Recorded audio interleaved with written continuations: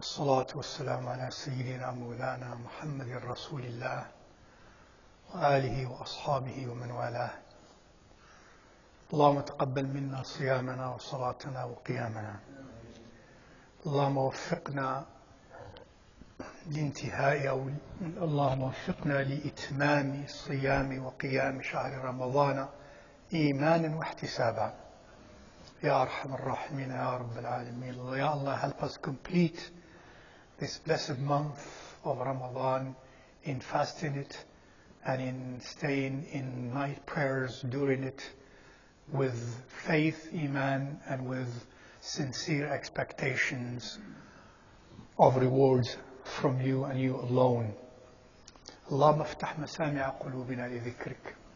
Ya Allah, please open the hearing channels of our hearts to that which reminds us of you.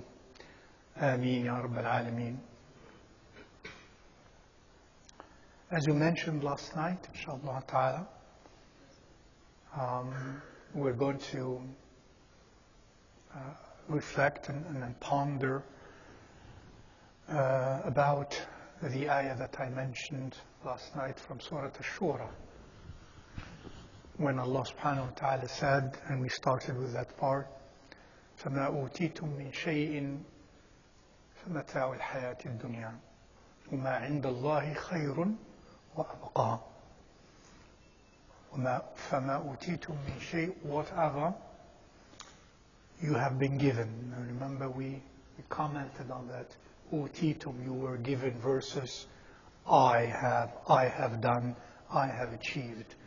أُوتِيتُم.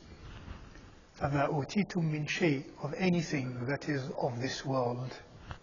فَمَتَاعُ الْحَيَاةِ الدُّنْيَا. It's something to be enjoyed in this world, which means transiently. As anything that is mata' that we use it and it's gone. Every mata' we use, it's gone. We use it and it's gone. It doesn't last. فَمَتَاعُ الْحَيَاةِ الدُّنْيَا. In other words, it does not last. That's why he says, subhanahu wa ta'ala, وَمَا عِندَ اللَّهِ خَيْرٌ وَأَبْقَى. And that which is with Allah is best, is better, and is everlasting. Is everlasting. And therefore, the mu'min, the believing man or woman, who seeks a very genuine and sincere special relationship with Allah Azza wa Jal, may Allah help us be of those.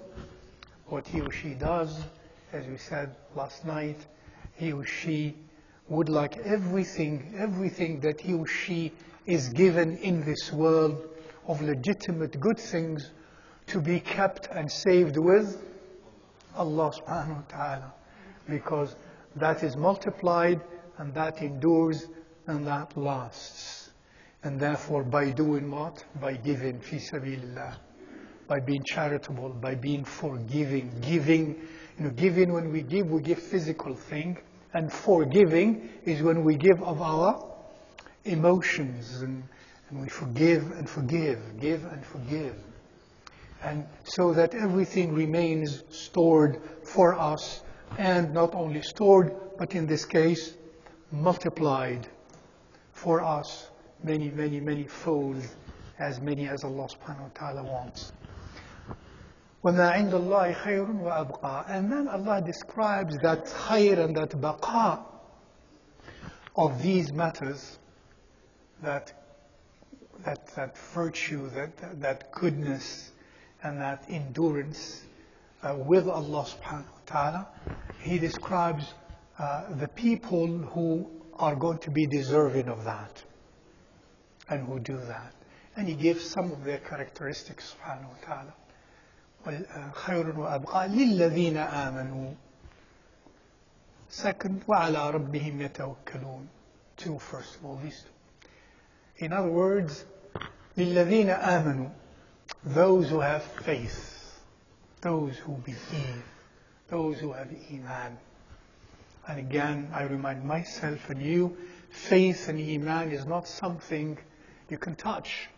It's not something that is external that you can see or sense. It is something also we claim. and it resides in our minds, in our hearts, in our souls, and Allah first knows, and the person usually would know also. Al-Imanu ma waqara fil qalb. It is inside the heart.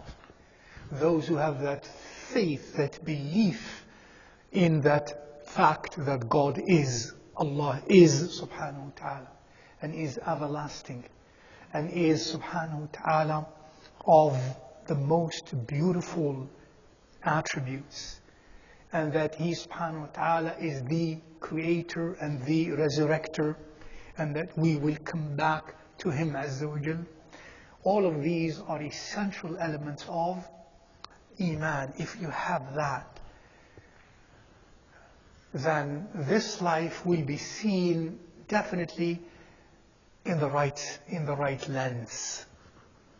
This life and the goods of this life will be seen the way they should be, with the lens of that Iman. When we don't have that Iman, we see this life in the wrong way. And this life becomes everything for us. And then we would do anything and everything to acquire it and to preserve it and to promote it. But those who have that Iman, they look at this dunya as what it is, transient, mata'. فَمَا أُوتِيتُم مِّن شَيْءٍ فَمَتَاعُ الْحَيَاةِ الدُّنْيَا. They're going to see it as a mata' only. Even the best way you would look at it is when we travel, we need mata'. We need also provisions to travel. And that provision lasts for as long as, hopefully, we travel, and that's only for the travel. So the best way to look at it is that. And those who have Iman, they know that, and they are also subject to the challenges of this life, to the attractions of this life. And in this dunya we have a lot of interesting and dangerous attractions. Some of those are legitimate, and some of those are illegitimate. And that attraction to those matters of dunya, that when we focus on them, we lose our sight of the divine and of why we are here. In order to be able to resist that, we need faith. We need Iman.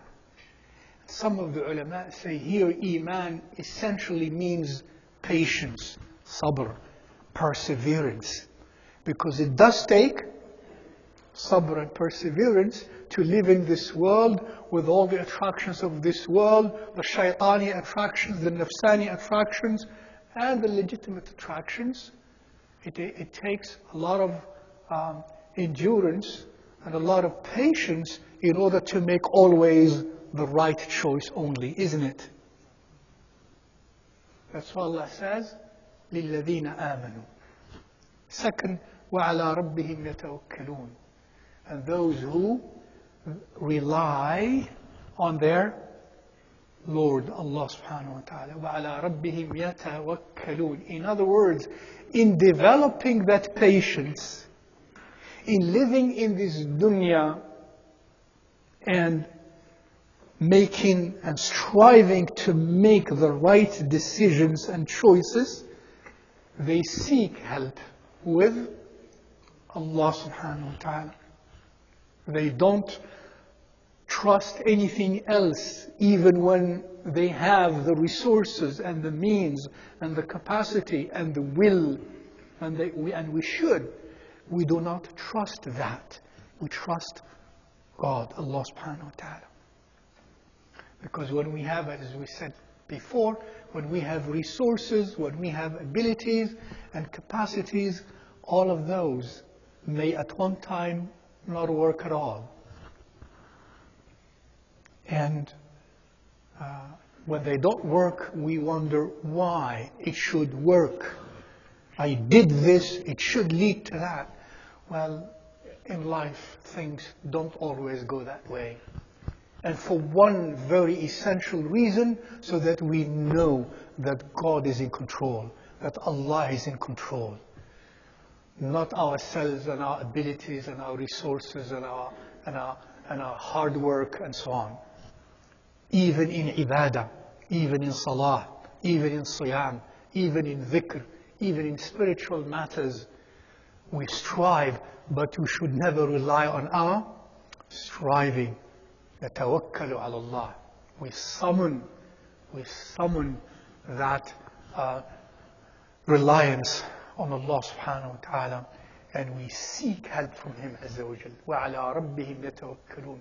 And if we don't do that, if we miss this concept of tawakkul in life, anyways, our lives will be miserable. Because what happens when we do what we think we will do and it will lead to results and it doesn't work? Not only frustration, for some people frustration, those of us who don't have tawakkul, frustration, anxiety, depression, fear, anger, violence, psychopathic sometimes reactions. Because it has to work, because there is nothing else for that person. And when for that person, everything else has been done, and there is nothing else, because there is no such a thing as a tawakkul ala Allah, and for some people, there is not even God. What else is left? To fumble inside, and to crumble inside, and to implode inside. وعلى ربهم يتوكلون. التوكل على الله من صفات الإيمان الحقيقية, or of the attributes of faith that are real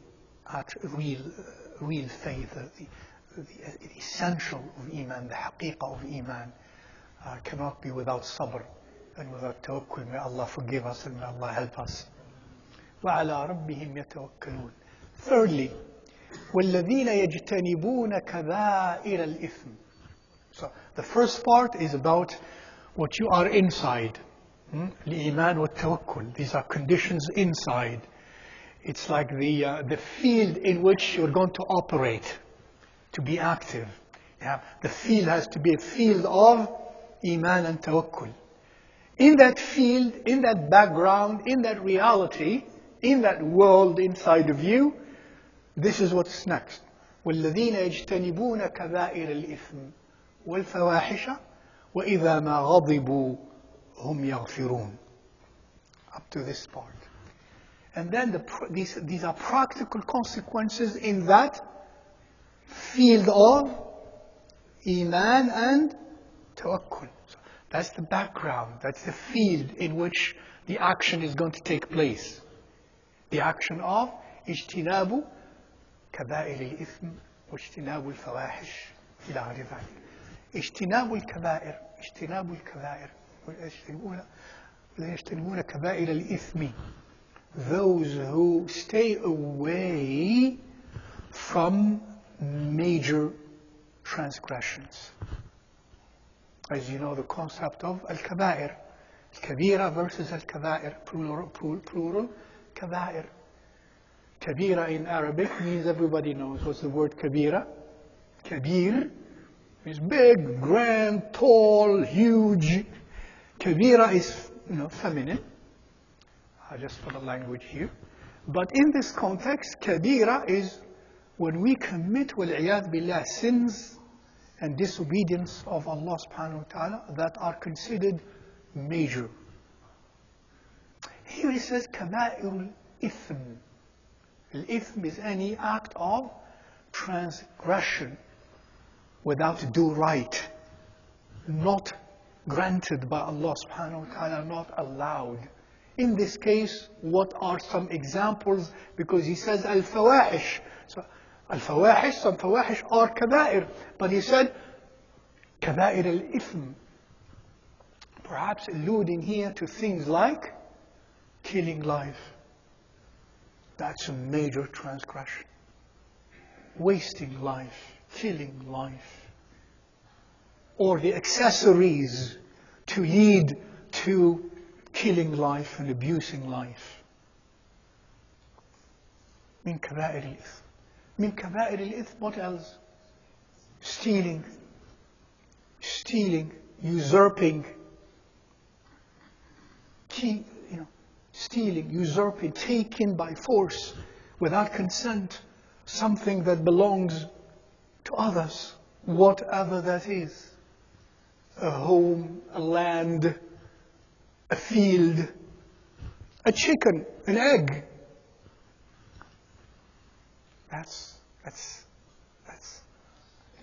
It's of the major ithm.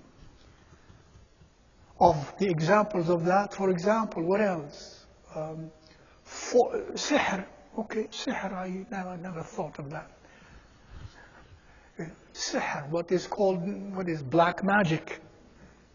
Some people, even nowadays, seems to be, I do not know what's happening to some people. Some people still, even in modern times, even in these times, seem to be somehow very enamored, Ya Latif, with the practice of sihr, with the intent, so they believe, to harm others or to whatever, change the minds and the feelings of others or whatever. Sihr. And the people who do that are to be described more like the companions or the brethren of the shayateen and the devils, and their lives are and will be miserable. And their lives who do that are and will be miserable in dunya and in akhirah. Yes, that's an example, but what else? False testimony. False testimony. To witness falsely against someone or on behalf of someone. These are the major acts of ithm. Some people do that because they are friends of somebody else. They lie on their behalf. They testify falsely against others for them because they are their friends or their relatives or their children or their parents. Whereas Allah Azza wa Jal says, يا أيها الذين آمنوا كونوا قوامين بالقسط شهداء لله ولو على أنفسكم. Even if it were to be against you, you have to be upholders of fairness and justice and equity and being witnesses for God, for Allah subhanahu wa ta'ala. وهكذا الذين يجتنبون كبائر الإثم. They stay away from the field of these major والعياذ بالله sins and major transgressions. والفواحش, and those who stay away from al-fawahish, which is the plural of word fahisha. And fahisha is in general something that is excessive. Al-fuhsh is excess, above the limits, that which transgresses and boils outside of the limits. But oftentimes, more particularly when that is mentioned, oftentimes it is meant by that the commission of sexual promiscuity.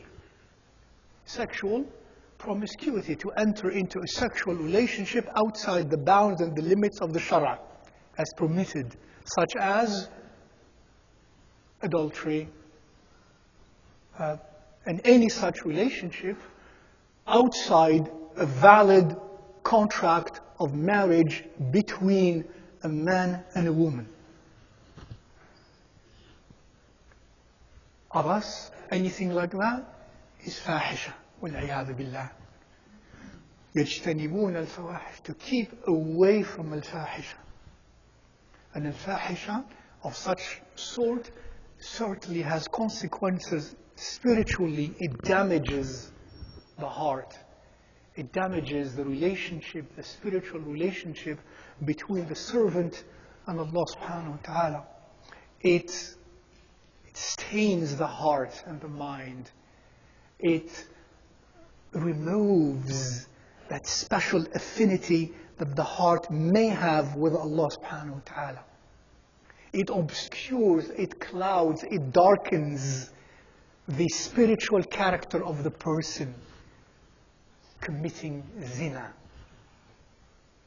Committing zina and of the sort removes anything that is a spiritual gift that is special in the person.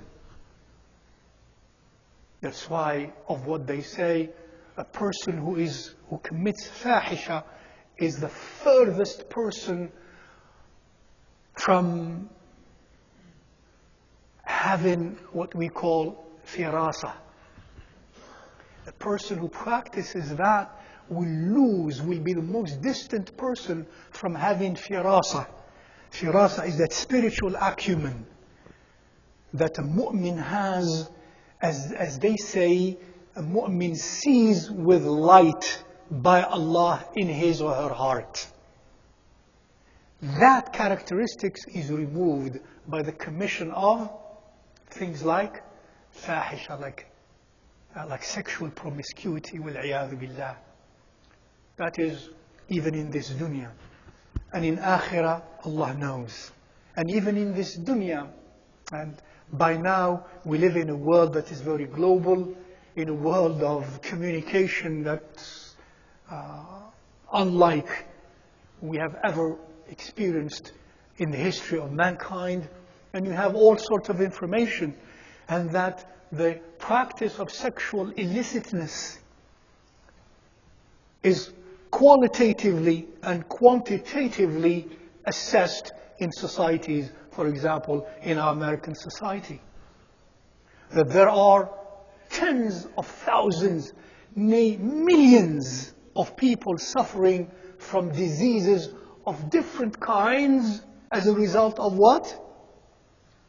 Of zina, of sexual promiscuity. Millions and millions of people live every year who are suffering and who suffer from some sort or another of a disease born out of this type of behavior, al-fahisha. And first we said it stains the heart and the soul and the mind, and yes, and the body. And the transmission of that disease even physically from one person to another, to another, to another.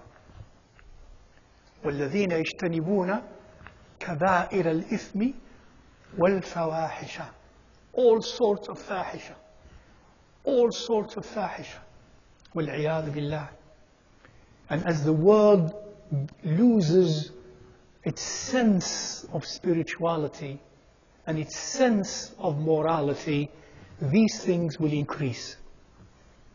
These things will increase and will be celebrated in the name of something. In the name of something, including in the name of freedom.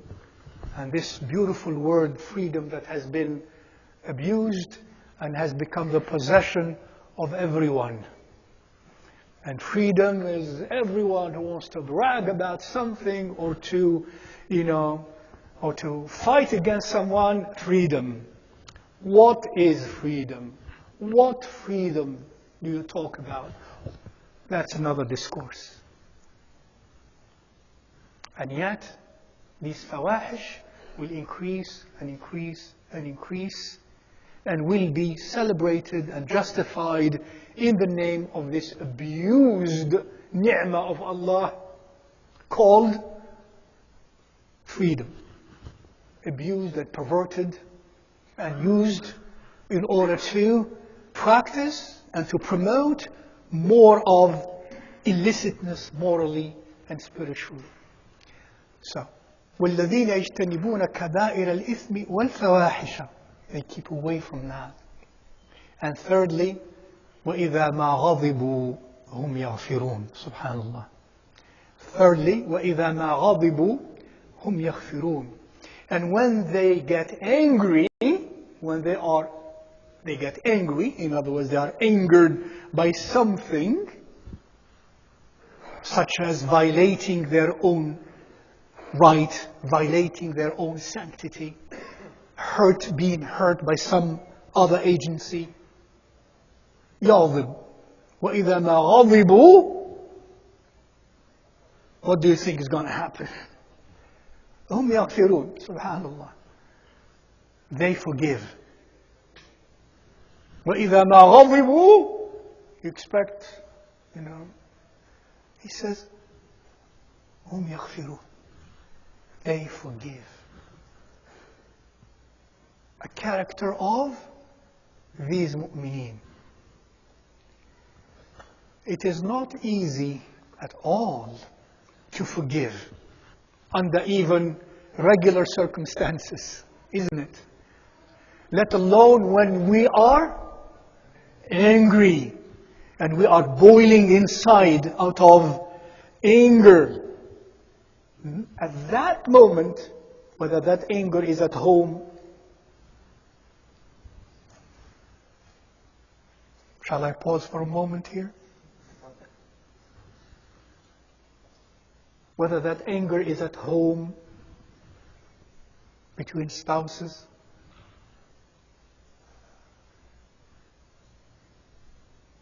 whether that anger is at work, between colleagues or employer and employee, whether that anger is in a masjid, between whomever, whether that anger is with a neighbor, whether that anger is with a relative or a stranger. هم يغفرون. They forgive. This is a character of a mu'min who does not see life as everything of this dunya, who sees the home of the hereafter. وَإِذَا مَا غَضِبُوا هُمْ يَغْفِرُونَ. It is said about our early predecessors, about early Salaf, it is said, كانوا يكرهون أن يستذلوا. كانوا يكرهون أن يستذلوا. ولكن إذا قدروا عفوا. This is how they were described. Our predecessors, the companions, the great early predecessors, especially in the company of Rasulullah sallallahu alaihi wasallam, they used to very much dislike and despise to be humiliated and to be abased and to be trampled upon. They do not like that. Imagine that. But he says, but when they have the upper hand, they forgive. But when they are able, they forgive. Subhanallah. Physically, politically, emotionally, financially, business, home. وَإِذَا قَدَرُوا عَفَوْا وَإِذَا مَا غَضِبُوا هُمْ يَغْفِرُونَ, says Allah subhanahu wa ta'ala. And many of you, of course, my dear brothers and sisters, know many ayat in the Quran about this khuluq, about this character of forgiving the transgressions of others against us. It is said in authentic hadith, أن رسول الله صلى الله عليه وسلم لم ينتقم لنفسه قط. Never did Rasulullah صلى الله عليه وسلم reciprocate the harm to take justice for himself when he was personally harmed. Never. He always forgave. Sallallahu alayhi wa alihi wa sallam. May Allah subhanahu wa ta'ala cleanse our hearts. May Allah Azza wa Jal give us the strength of the brave, the resolve of the courageous, the nobility of the noble.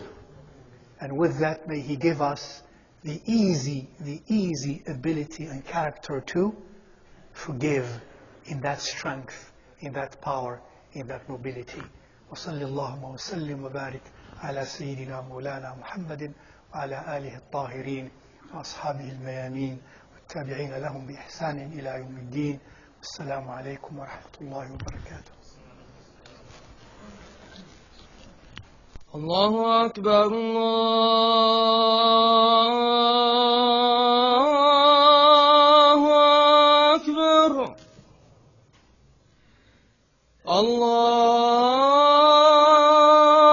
الله أكبر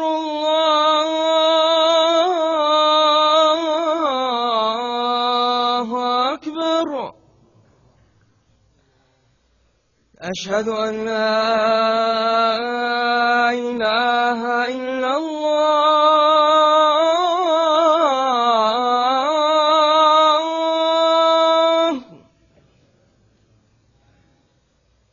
أشهد